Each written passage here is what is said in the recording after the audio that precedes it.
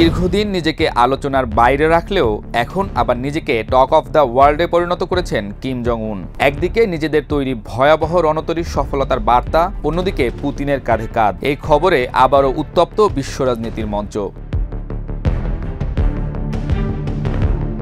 রাশিয়াকে সরাসরি সৈন্য পাঠানোর খবর প্রকাশ করে প্রথমবারের মতো প্রকাশ্যেই আমেরিকার বিরুদ্ধে অবস্থান নিয়েছে উত্তর কোরিয়া। ইউক্রেনে চলমান যুদ্ধের শুরু থেকে কিম জং উনের সরকার নানা রকম সমর্থন দিলেও এবার আনুষ্ঠানিকভাবে স্বীকার করল উত্তর কোরিয়ার সেনারা রাশিয়ার মাটিতে ইউক্রেনীয় বাহিনীর বিরুদ্ধে যুদ্ধ করছে।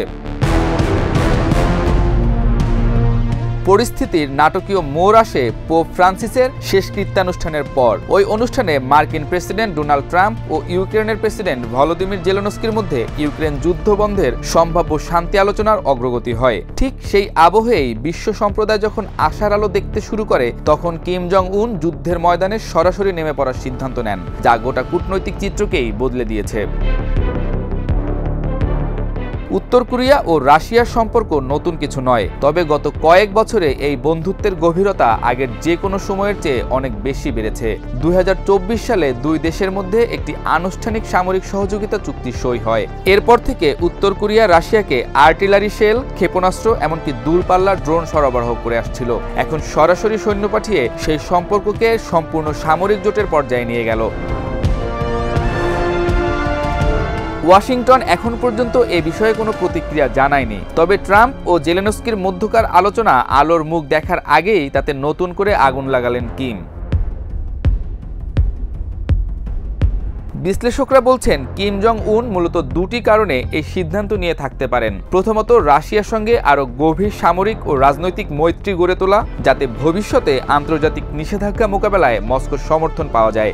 দ্বিতীয়ত, যুক্তরাষ্ট্রের নেতৃত্ব গঠিত পশ্চিমা জোটের চাপের বিরুদ্ধে শক্তির প্রদর্শন করা। অনেকে মনে করছেন কিম এখন আমেরিকাকে সরাসরি প্রতিপক্ষ হিসেবে চিহ্নিত করে চলছেন, যা উত্তর কোরিয়ার সামগ্রিক কূটনীতিতে এক বড় বাঁক।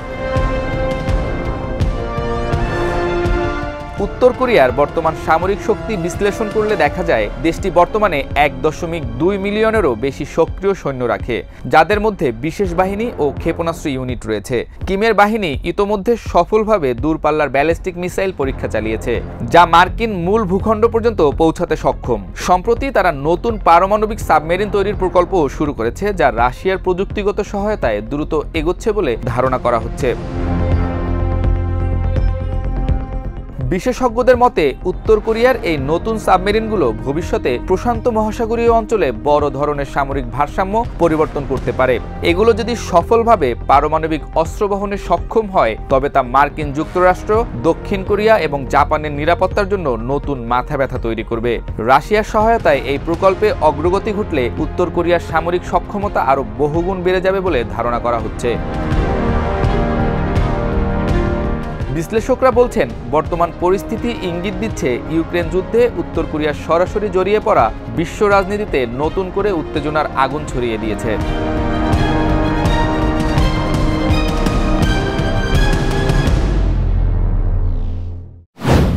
পাকিস্তানি সেনাদের গুলিতে এক রাতেই মারা গেল 54 জন। সীমান্ত অঞ্চলে বুলেটের গর্জনে থমথমে পরিবেশ, আর সেই রক্তের গন্ধ ছড়িয়ে পড়েছে ভারত সীমান্তেও। উস্কে দিয়েছে নতুন উত্তেজনার ঢেউ। কি ঘটছে উপমহাদেশের দুই পরমাণু শক্তিধর দেশের মাঝে? পাকিস্তান সেনাবাহিনী দাবি করছে আফগান সীমান্তে ঘেঁষা উত্তর ওয়াজিরিস্তানের হাসানখেল এলাকায় অনুপ্রবেশের চেষ্টা করছিল একদল সশস্ত্র জঙ্গি। গোয়েন্দা তথ্যের ভিত্তিতে সেনারা তড়িৎ অভিযানে নামে। সংঘর্ষে গুলিবিদ্ধ হয়ে নিহত হয় 54 জন অনুপ্রবেশকারী, যাদের অধিকাংশই ছিল নিষিদ্ধ ঘোষিত সংগঠন তেহরিক-ই-তালেবানের সদস্য। ঘটনা এখানেই থামেনি। ভারতীয় নিরাপত্তা সংস্থাগুলোর দাবি, পাকিস্তান সীমান্তে এই ধরনের ক্লিনিং অপারেশন সাধারণত দুই উদ্দেশ্যে করা হয়। একদিকে অভ্যন্তরীণ জঙ্গি কার্যকলাপ দমন, অন্যদিকে কাশ্মীর সীমান্তের উত্তেজনার ইন্ধন যোগানো। বিশেষ করে যখন কাশ্মীরের পেহেলগাম এলাকায় সাম্প্রতিক হামলায় ভারতীয় পর্যটকেরা প্রাণ হারিয়েছে, তখন এই গুলি চালনা পরিস্থিতিকে আরও জটিল করে তুলেছে। বিশেষজ্ঞরা বলছেন, পাকিস্তানের এই পদক্ষেপ শুধু সীমান্ত সুরক্ষার জন্য নয়, বরং ভারতের উপর মনস্তাত্ত্বিক চাপ সৃষ্টি করার কৌশলও হতে পারে। কারণ ভারত সীমান্ত এলাকায় সেনা সংখ্যা বৃদ্ধি করেছে, নিয়ন্ত্রণ রেখা বরাবর নজরদারি জোরদার করা হয়েছে এবং কূটনৈতিক মহলে ফের উত্তপ্ত হচ্ছে সেই পুরনো প্রশ্ন, দক্ষিণ এশিয়ার দুই পরমাণু শক্তিধর দেশ কি আবারও সামরিক উত্তেজনার মুখোমুখি? পাকিস্তানের রাষ্ট্রপতি ও প্রধানমন্ত্রী ইতোমধ্যে সেনাবাহিনীর এই অভিযানের প্রশংসা করেছেন। অন্যদিকে আমেরিকা এবং পশ্চিমা দেশগুলো সীমান্ত পরিস্থিতি নিয়ে উদ্বেগ প্রকাশ করেছে। ওয়াশিংটন সরাসরি না বললেও ইঙ্গিত দিয়েছে, কোনো একতরফা সামরিক পদক্ষেপ দক্ষিণ এশিয়ার স্থিতিশীলতার জন্য বিপজ্জনক। ভারত অবশ্য ভিন্ন মেজাজ। দিল্লি মনে করছে পাকিস্তান এখন দুটি রণনীতি একসাথে চালাচ্ছে। একদিকে সীমান্ত সুরক্ষার নামে নিজেদের দেশের জঙ্গি সমস্যাকে ঢাকার চেষ্টা, অন্যদিকে আন্তর্জাতিক দৃষ্টি আকর্ষণের জন্য সীমান্ত উত্তেজনা ছড়িয়ে কাশ্মীর ইস্যুকে বিশ্বমঞ্চে তুলে ধরা। বিশ্লেষকরা বলছেন, পাকিস্তান যে রাশিয়ার দিকে ঝুঁকছে, বিশেষ করে সাম্প্রতিক ইউক্রেন ইস্যুতে, সেটাও ভারতের দৃষ্টিতে উদ্বেগের কারণ। উত্তর কোরিয়ার মতো রাশিয়ার নতুন মিত্রদের তালিকায় পাকিস্তানও যুক্ত হচ্ছে কিনা তা নিয়ে এখন কূটনৈতিক মহলে জোর আলোচনা চলছে। একই সঙ্গে ধারণা করা হচ্ছে, পাকিস্তান নতুন করে সামরিক আধুনিকীকরণে রাশিয়ার সহায়তা চাইতে পারে, যেমনটা উত্তর কোরিয়া করছে। সব মিলিয়ে পাকিস্তান সীমান্তের এই গুলিচালনা কেবল একটি অভিযান নয়, এটি বড় ধরনের ভূরাজনৈতিক পুনর্বিন্যাসের ইঙ্গিত। আর তাতে শুধু ভারত পাকিস্তান নয়, পুরো দক্ষিণ এশিয়ার শান্তি ও নিরাপত্তার ভবিষ্যৎ প্রশ্নের মুখে দাঁড়িয়ে পড়েছে।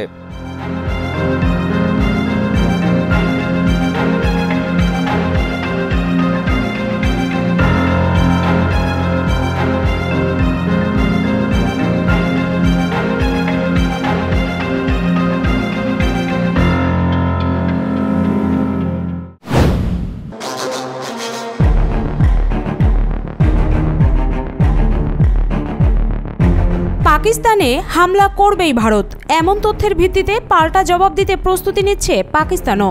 দেশটির প্রতিরক্ষা মন্ত্রী নিজেই বার্তা সংস্থা রয়টার্সকে এমন তথ্য দিয়েছেন, যেখানে বলা হয়েছে ভারতের সম্ভাব্য আক্রমণ রুখতে সেনাবাহিনীকে নতুনভাবে মোতায়েন করা হয়েছে। এদিকে পাকিস্তানের গোয়েন্দা সংস্থা আইএসআই ভারতের হামলা নিয়ে নতুন তথ্য ফাঁস করেছে।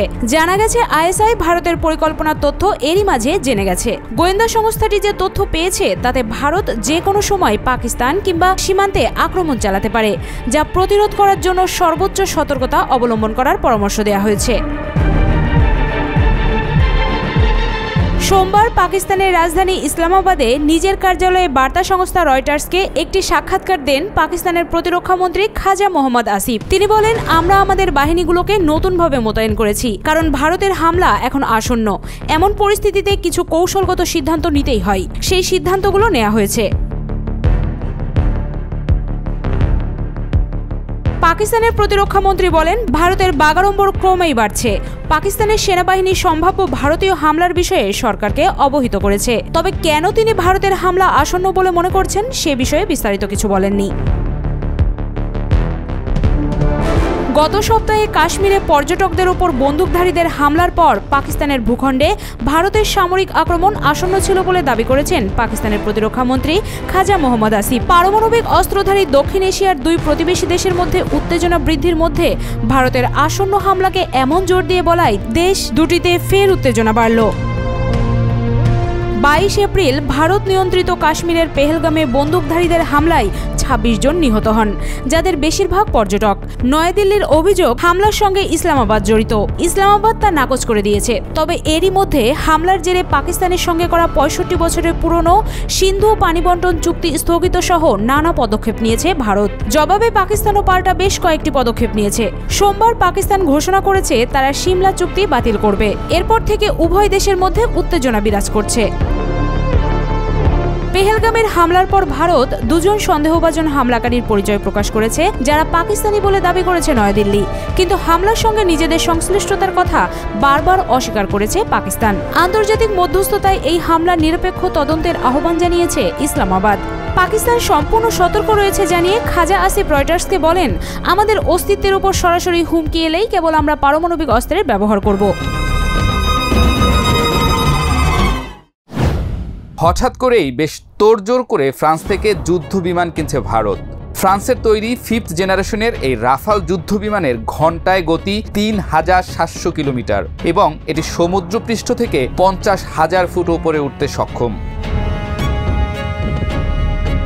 পাকিস্তানের সাথে চরম দ্বন্দ্বের মধ্যেই এতগুলো যুদ্ধবিমান কেনার ব্যস্ততা বেশ ভাবাচ্ছে বিশ্ব রাজনীতিকদের। ভারত এর আগেও 2016 সালে ফ্রান্সের কাছ থেকে 36টি রাফাল যুদ্ধবিমান কিনেছিল।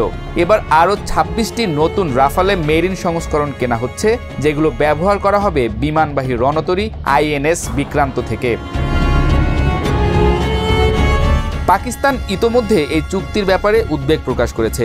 ইসলামাবাদ ভিত্তিক নিরাপত্তা বিশ্লেষকরা বলছেন, রাফালের নতুন বহর ভারতের আকাশ প্রতিরক্ষা ও স্ট্রাইক ক্যাপাসিটিতে বিশাল পরিবর্তন আনবে। পাকিস্তানের বর্তমান যুদ্ধবিমান বহর, যার মধ্যে JF-17 বা পুরনো F-16 রয়েছে, তা রাফালের সঙ্গে প্রযুক্তিগত ও কার্যক্ষমতার দিক দিয়ে পিছিয়ে পড়ছে।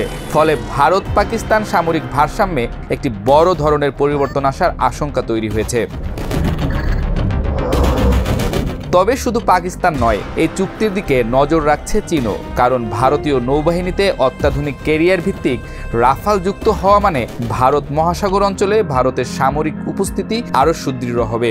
বিশেষ করে মালাক্কা প্রণালী, আন্দামান ও নিকোবর দ্বীপপুঞ্জের মতো কৌশলগত এলাকায় ভারত এখন আরও দ্রুত এবং শক্তিশালীভাবে প্রতিক্রিয়া জানাতে পারবে।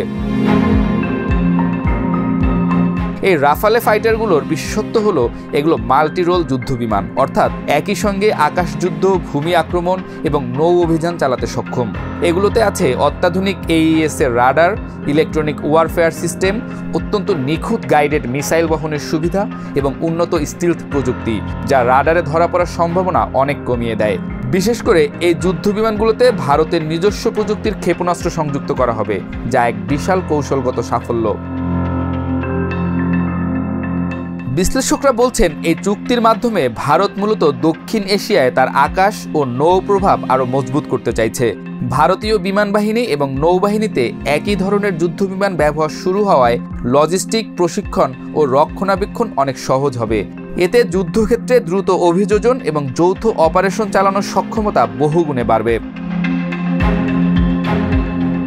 পর্যবেক্ষকরা মনে করছেন, এই রাফালে চুক্তি শুধু একটি সাধারণ যুদ্ধবিমান ক্রয় নয়, এটি ভারতের প্রতিরক্ষা নীতিতে এক যুগান্তকারী পরিবর্তনের সূচক, যেখানে দেশীয় প্রযুক্তির একীভূতকরণ, বিদেশি নির্ভরতা কমানো এবং আঞ্চলিক নিরাপত্তায় ভারতকে একটি প্রধান শক্তি হিসেবে প্রতিষ্ঠা করার পরিকল্পনা একসঙ্গে চলছে। সব মিলিয়ে 2030 সালের মধ্যে ভারতীয় বাহিনীর হাতে থাকা 62টি রাফাল যুদ্ধবিমান দক্ষিণ এশিয়ার আকাশযুদ্ধে ভারতের অবস্থানকে অতুলনীয় শক্তিশালী করে তুলবে, যেখানে আকাশ, জল আর স্থল 3 ক্ষেত্রেই থাকবে ভারতের নিশ্চিত আধিপত্যের বার্তা। বিশ্লেষকরা বলছেন, এই ক্রয় চুক্তি কেবল নিজেদের সক্ষমতা বৃদ্ধি নয়, পাকিস্তান চীনকে পরোক্ষ হুমকির টোকা।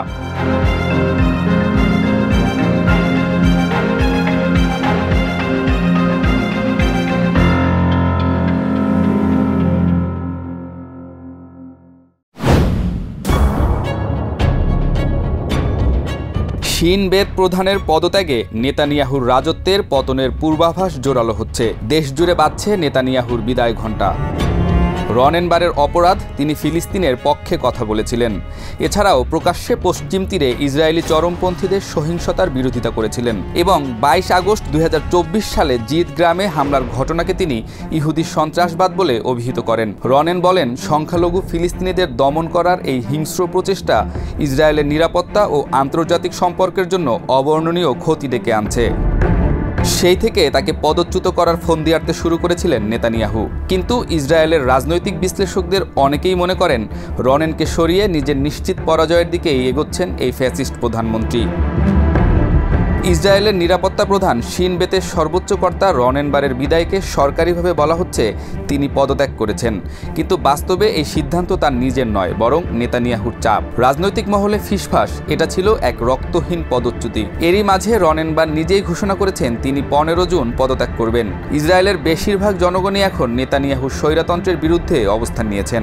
এক রনেনবারই নেতানিয়াহুর সিংহাসনকে উপড়ে ফেলতে পারেন বলে ধারণা করছেন সাধারণ ইসরায়েলি জনগণ। রনেনবার যখন বিদায়ের ঘোষণা দিলেন, তখনই তেল আবিবের রাস্তায় নেমে এলো হাজার হাজার মানুষ। প্লাকার্ডে কেউ কেউ লিখেছিল, ইসরায়েলের সবচেয়ে বড় হুমকি নেতানিয়াহু নিজেই। কেউ আবার সরাসরি দাবি তুলল শিনবেতকে রাজনৈতিক অস্ত্র বানানোর ষড়যন্ত্র চলছে।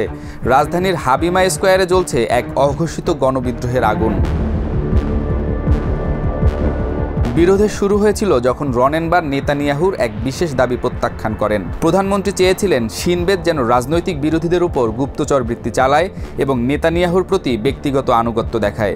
কিন্তু রনেন স্পষ্ট করে জানিয়ে দেন শিনবেত দেশের সুরক্ষায় কাজ করে, ব্যক্তির নয়। এই অস্বীকৃতিই তাকে নেতানিয়াহুর টার্গেটে পরিণত করে। অক্টোবরে ইসরায়েলে হামাসের হামলার সত্য ঘটনা প্রকাশ করতে গিয়ে আরও বিপদে পড়েন রনেন। ইসরায়েলের ইতিহাসে সবচেয়ে বড় নিরাপত্তা ব্যর্থতার দায় তিনি একা নিতে অস্বীকার করেছিলেন। শাসক গোষ্ঠী তখনই সিদ্ধান্ত নেয় তাকে সরাতে হবে। যদিও রনেনবার নিজে থেকেই পদত্যাগপত্র দিয়েছেন, সবাই জানে এটি ছিল চাপের সামনে নতি স্বীকার। বেশ কয়েকজন বিশ্লেষক বলছেন এই অস্থিরতা ইসরায়েলের নিরাপত্তা ব্যবস্থায় ফাটল ধরাতে পারে। শিনবেতের অভ্যন্তরে সংকট ছড়িয়ে পড়লে গোটা নিরাপত্তা অবকাঠামোই দুর্বল হয়ে পড়বে। তাতে সবচেয়ে বেশি সুবিধা নিতে পারে ইসরায়েল বিরোধীরা।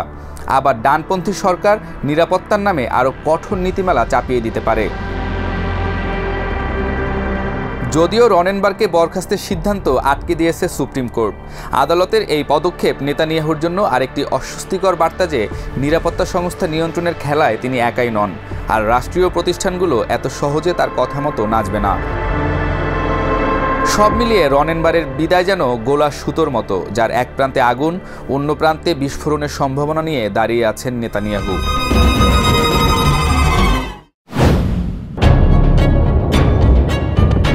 সিন্ধু চুক্তি বাতিলের ভারতীয় ঘোষণার এবার কড়া জবাব দিল পাকিস্তান। শাহবাজ শরীফের দেশ এবার সিমলা চুক্তি বাতিলের ঘোষণা দিয়েছে, আর তাতেই অনেকটা স্পষ্ট হয়েছে দুই দেশের উত্তেজনাপূর্ণ সম্পর্ক আরও কঠিন পরিস্থিতির দিকে যাবে।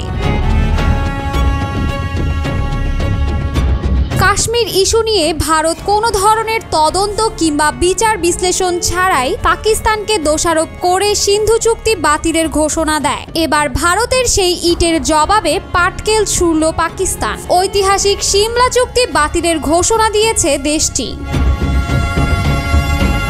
এর আগে আকাশপথ, জলপথ, স্থলপথ থেকে শুরু করে সব ধরনের বাণিজ্যিক সম্পর্ক পাল্টাপাল্টি স্থগিত করেছে ভারত পাকিস্তান। আর পাকিস্তানের সিমলা চুক্তি বাতিলের ঘোষণায় এখন মোদী সরকার বেশ খানিকটা বেকায়দায় পড়েছে। যদিও সিন্ধু চুক্তির মতোই সিমলা চুক্তিও একতরফাভাবে বাতিল করার ক্ষমতা কোনো দেশেরই নেই, তারপরও চুক্তির তোয়াক্কা না করে এরই মাঝে সিন্ধু সংলগ্ন 6টি নদীর পানি ছেড়ে দিয়েছে ভারত, যা পাকিস্তানের বেশ কয়েকটি অঞ্চলে ভয়াবহ বন্যার শঙ্কা তৈরি করেছে। আর তার পাল্টা জবাব দিতে সিমলা চুক্তি বাতিলের ঘোষণা দিয়েছে পাকিস্তান।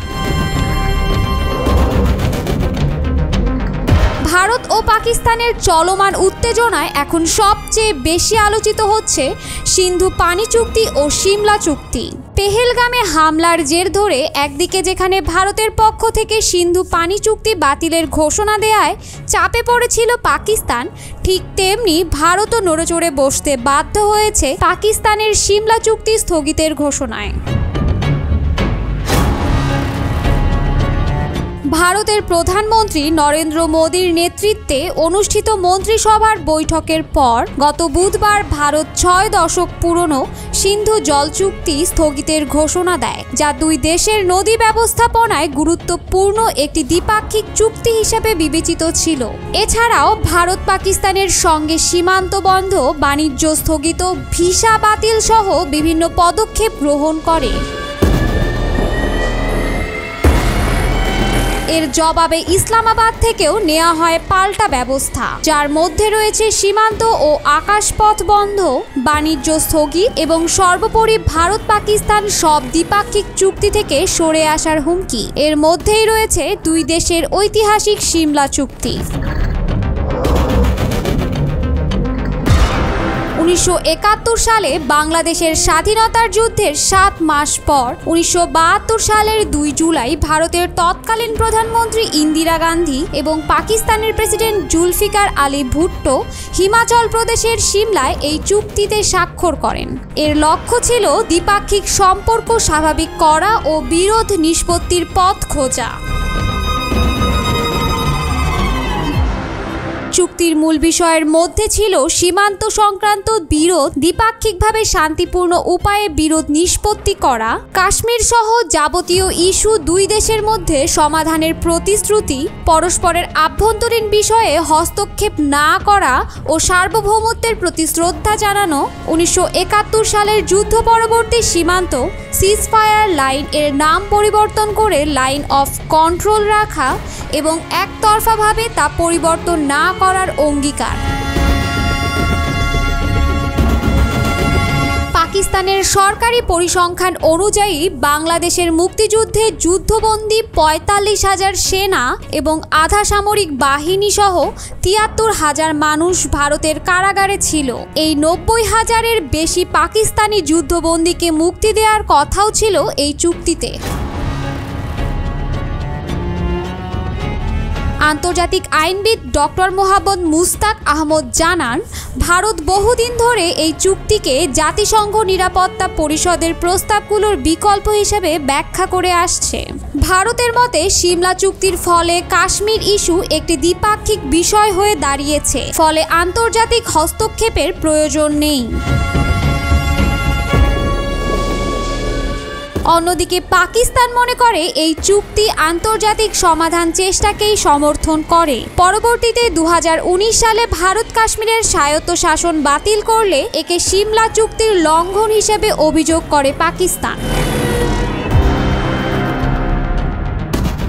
ভিয়েনা কনভেনশন অনুযায়ী আন্তর্জাতিক আইনে বলা আছে, যদি কোনো দেশ চুক্তি লঙ্ঘন করে তবে অন্য দেশ সেই চুক্তি বাতিল করতে পারে।